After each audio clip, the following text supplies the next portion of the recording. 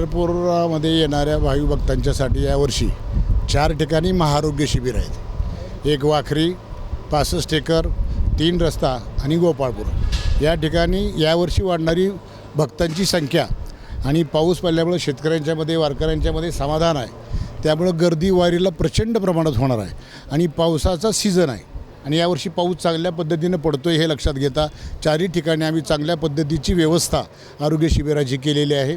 आणि या आरोग्य शिबिरामध्ये आलेल्या सर्व पांडुरंगाच्या भक्तांना, भाविक भक्तांना, वारकऱ्यांना चांगल्या पद्धतीची सेवा आरोग्य विभाग आणि भैरवनाथ शुगरतर्फे देण्याचा आम्ही आटोकाट प्रयत्न करत आहोत. काय काय सुविधा उपचार आपण इथं केले जाणार आहेत? आलेल्या वारकऱ्यांच्यासाठी जे प्राथमिक उपचार असतील, फ्लूसारखा असेल, थंडी ताप असेल, खोकला असेल, सर्दी असेल, डिसेंट्री असेल, त्याचबरोबर अंगदुखी, पायदुखी, याच्याबरोबर आणखीन त्यांना जे काही विकार असतील त्याच्यावर त्याचा पूर्ण औषध उपचार हा महाराष्ट्र शासनाच्या आरोग्य विभागातर्फे केला जाईल.